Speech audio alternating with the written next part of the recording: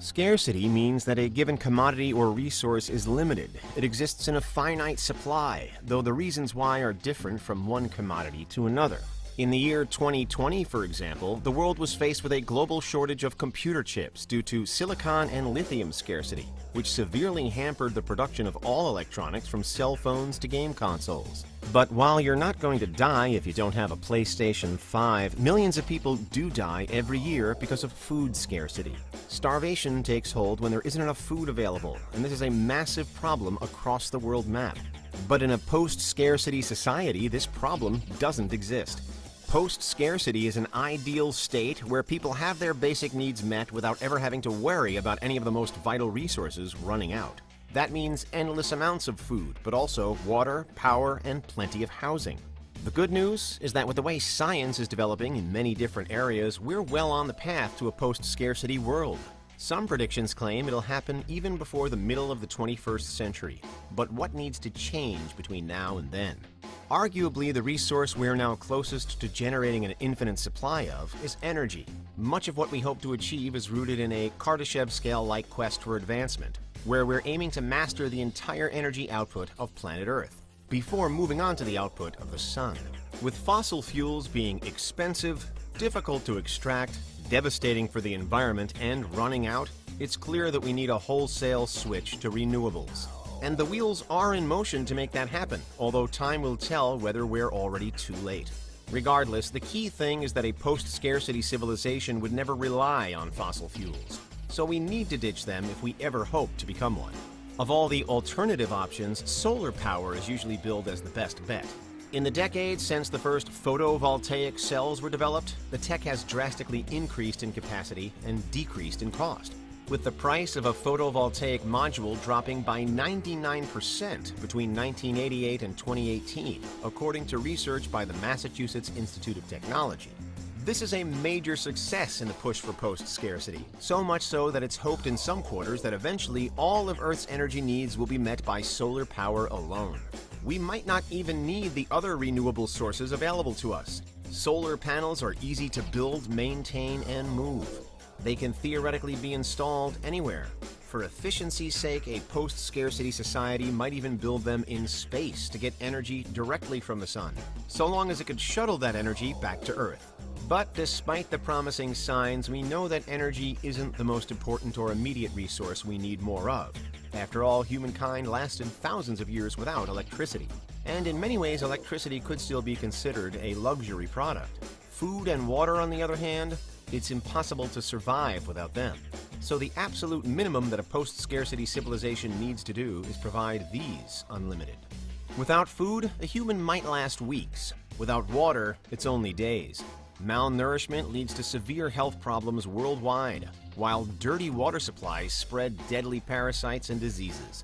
These are issues that human civilization is still dealing with all over the world. So how do we go about achieving post-scarcity in food?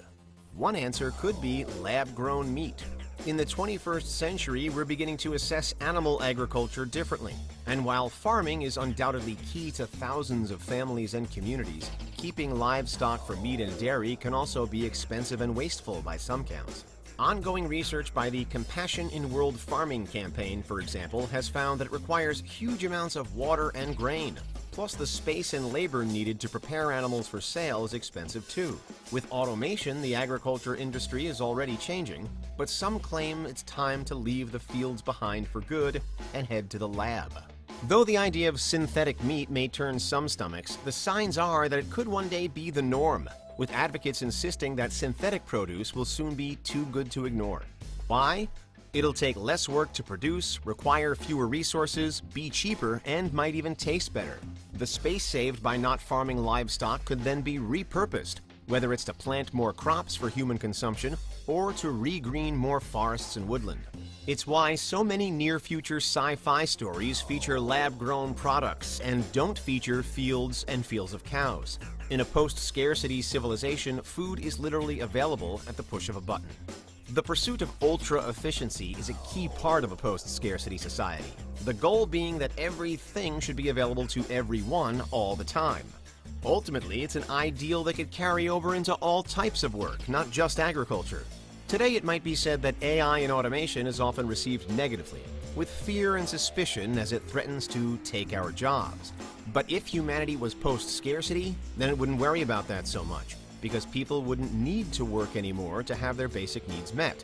Automation would then be a positive, embraced by all, producing not only the things we most need, but freeing people from their jobs while it does so. Such a civilization would effectively be producing leisure time, and it would be down to its civilians to use and enjoy that time however they wanted to. In a post-scarcity world, AI isn't resisted, but embraced. And the feared unemployment crisis is transformed into the ultimate freedom of humanity. Depending on your ideology, this kind of world could either be a utopia or a dystopia. Some would welcome the idea of a society where people don't have to spend most of their lives working just to make ends meet. Others, perhaps, wouldn't like the prospect of a time where everything exists in so much abundance that no one needs strive for more. According to a study by McGill University and the University of Minnesota, using data from the United Nations, we already produce enough food for roughly 1.5 times the global population. That's around 10 billion people or so. To think of it another way, what the population is predicted to be in the year 2050. We can see then that we could already live in a post-scarcity society, at least where food is concerned, and yet we don't. Food is still produced and sold for profit, leading to unequal distribution, meaning some people continually go hungry. In a true post-scarcity civilization, this imbalance wouldn't exist. So finally, let's consider the best-case scenario, where we don't have to work if we don't want to, all of our energy needs are fulfilled, and we never have to worry about going hungry or running out of water. What would people spend their time doing? Without such a pressing need for paid employment, perhaps we'd see an increase in volunteering, or in people pursuing their creative interests. But also, humanity would no doubt still be seeking to advance. Even at a post-scarcity level, there would be new things to discover, new places to visit, and new technologies to develop. There would then still be roles for people to play in pushing society forwards. It's just that they'd be free to play those roles without having to worry over things like the household bills or the food in the cupboard. One of the most exciting implications of post-scarcity would surely be in space travel, where an advanced enough society could take its infinite resources to other moons, planets, and galaxies. Suddenly spreading out across the universe would appear far more achievable. We'd have instant power, as much synthetic food as we needed, and fully streamlined automation to make sure everything went off without a hitch. It would be a world where everybody is free to follow any lifestyle they wanted to. And that's what would happen if humanity was a post-scarcity civilization.